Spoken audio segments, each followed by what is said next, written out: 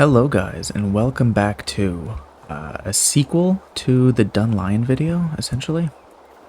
I had to kind of rush out that video because I've been kind of neglecting my posting schedule, as it were, and I really wanted to get something out. So I posted that video before I had done a lot of the outskirts, and it was a little bit disappointing because I find that the outskirts of a build, the way that you blend it into the environment, is really what makes a build interesting and worth, I'd say, considering as part of a larger thing.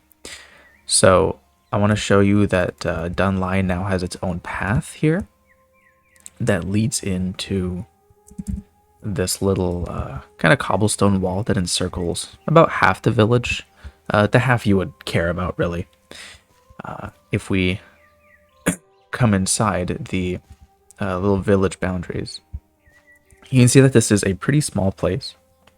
The whole point of it really is just to provide some sort of explanation for who works at the castle and who's feeding the castle.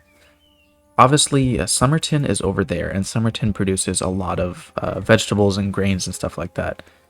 But you wouldn't necessarily want to take like a day's journey out of the safety of your castle every time you want a piece of bread. So here we have a little place that's responding to those needs for the Dun Lyon people. So I'll show you. If we come in here, we have a couple of wheat patches. So the way that this is kind of organized is that one of them, I'd say the kind of lower quality wheat, it's growing a bit in the dark here, so it's probably not, it's not as high quality, let's say, is getting fed to the sheep, which are over on this bit here.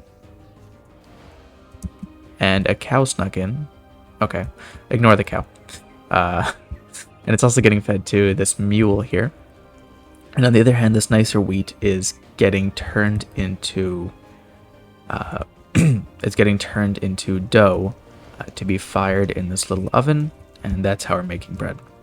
There's no real windmill around here, so I guess it's going to be pretty labor-intensive process. You just got to take a mortar and pestle to it. But I like this build. I think it's pretty cute. It's almost like Clarendon, but I think it just has an aesthetic that I like a little bit more. I think Clarendon is just a little bit too clean, and I like that this place feels a bit rough around the edges. It's dealing a lot more in these earth tone colors. So a few of the other details around here that I really like. Obviously, we have a little dock here now to take the boat out. Previously, this was just dirt. In this bit here, we have a little manure pile for the mule and the sheep, and apparently the cow that's just in here now. Interesting thing about these sheep is that I had to spawn them in with AI, basically, or no AI. Because if you just spawn in normal sheep, they start eating all the grass, and they even eat like these tall bits of grass, and they make a ton of noise, and it's just a whole messy thing. So this is a much simpler solution, provided any cows don't get in your pens.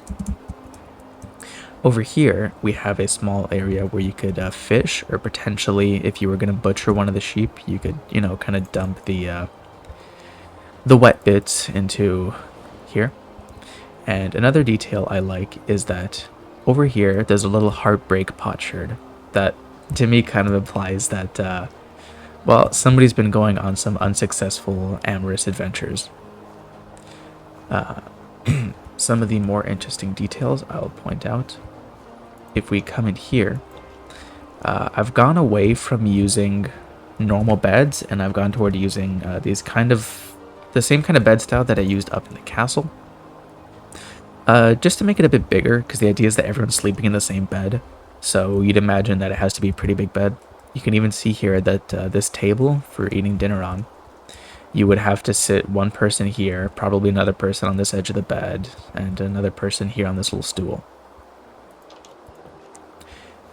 This house is pretty similar, except that on the side it has a carrot patch and a little shed. You can see that this is where they're storing like the farming tools, and previously they were storing wheat or hay, but it looks like they're getting a bit low on that. And one last thing to point out is this little farm. So this is a little warped root farm. I'm not really sure what the deal is lore-wise, say, But I like to imagine that this is basically just like a little alchemy garden sort of thing. It's a little bit away from the path, you know, it's a little bit more of a private place, say.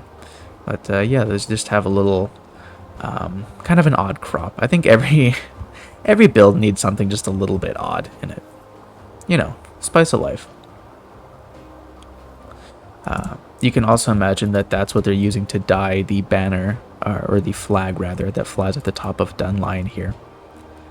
And I suppose the last little detail I'll point out before I let you go for the day is that I don't have Optifine anymore, so instead of having these lovely grass sides, I've had to replace it all with moss. So it's kind of like just a nice solid color flowing up into the build. It doesn't distract, because if you just have a bunch of dirt like that, I find you get a lot of these big brown streaks in your build, and it just really changes the color palette to something that you're not necessarily intending. So here you can see that it's all replaced with moss. So we have these nice grassy slopes. That's going to do it for today, guys, though. I hope you enjoyed this little mini sequel to the Dun Lyon video. My hope is that the next video that comes out is going to be the hospital in Regensburg, but I can't make any promises necessarily. You know, it's a creative process. But yeah, if you enjoyed, please leave a like, subscribe, and I'll see you guys next time.